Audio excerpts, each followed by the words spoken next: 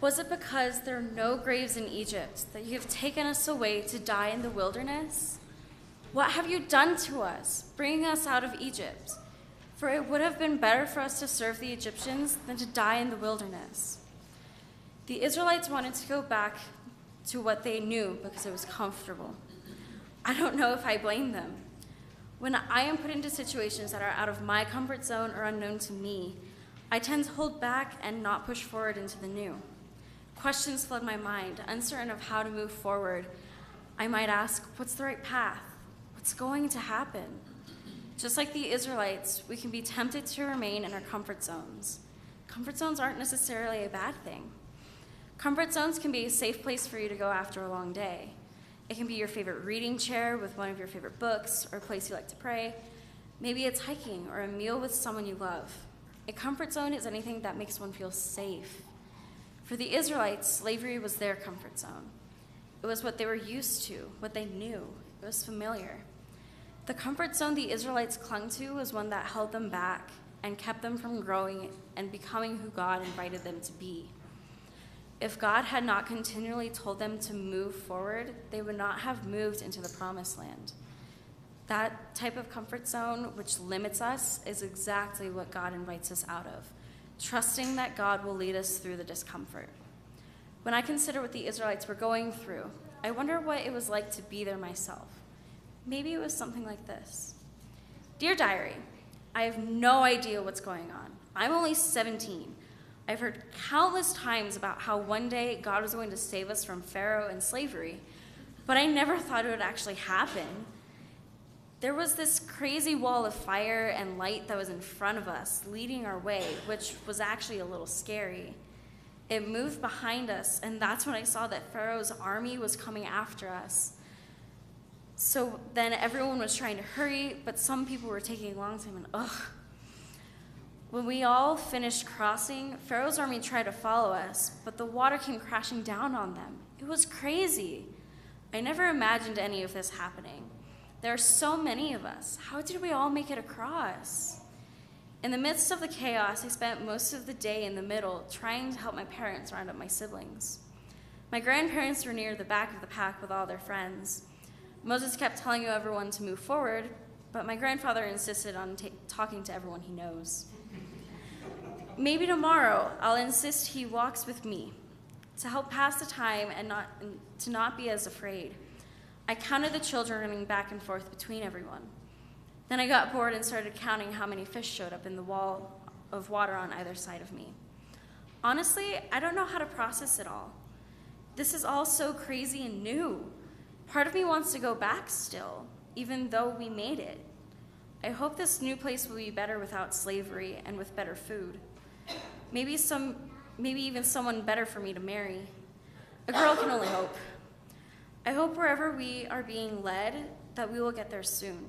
I can't wait to be in a comfortable bed and have a good meal for once. Well, looks like Moses has another announcement. Time to go for now. Signed, free, but still traveling. Everyone in this passage was crossing the Red Sea at a different point in their life. Still, they lived in slavery under Pharaoh together with questions, with weariness, and with doubt. They moved forward, trusting that God will lead them through their discomfort. God wanted them free from slavery and wanted to bring them to the land he promised.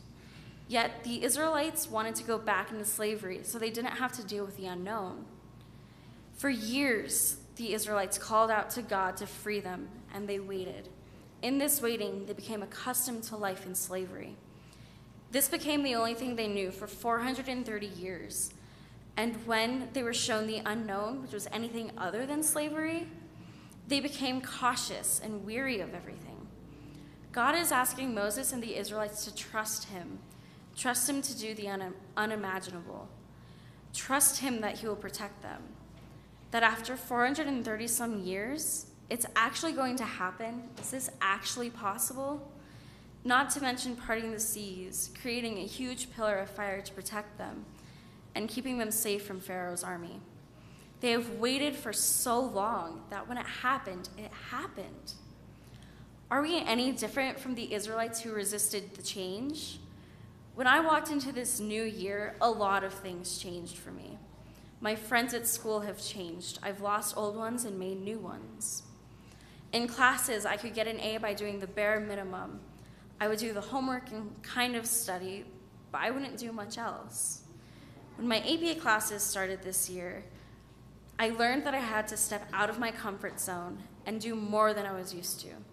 I have to put in more effort with my schoolwork, and I have to manage my time better than I have ever had to do before. And then there's this whole college applications process, figuring out what college to go to and apply for when everything is due, what I need to do for my applications, what exactly I want to do in college, and so much more. There's so much that's new, and yet with questions, with weariness, and with doubt, I move forward trusting that God will lead me through my discomfort. The Israelites were feeling many different types of emotions, and God was patient with them. God knows that it takes time to adjust to something new. God helped his people get to the new and be in a better, more protected place. He knew it was going to be difficult and that it was going to take time, which is why he protected his people from Pharaoh, so he could give them time to get used to the new and get away from the old. God protects us when we are going through new experiences and when we are out of our comfort zones.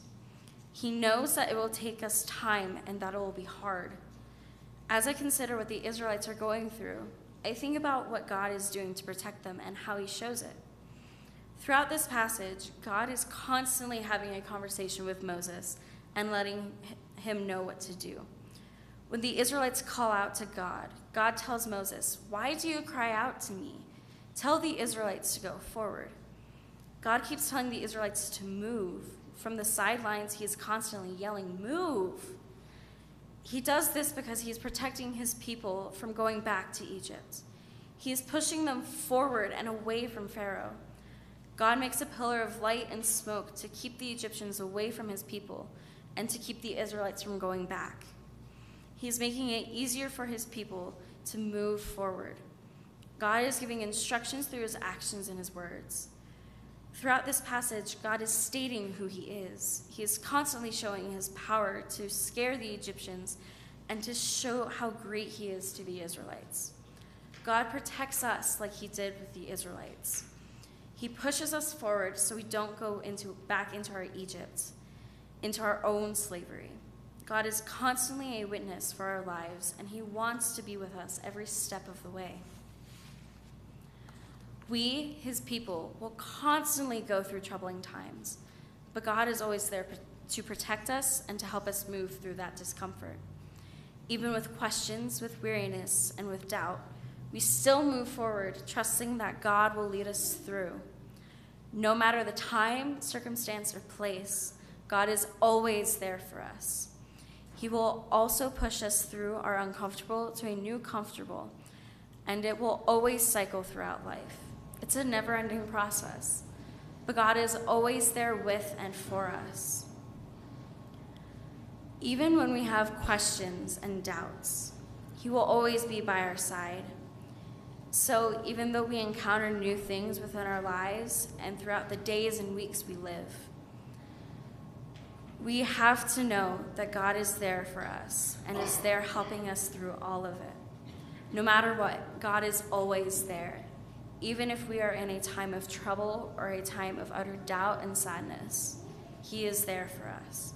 So even with questions, with weariness, and with doubt, we keep moving forward knowing that God will lead us through this discomfort.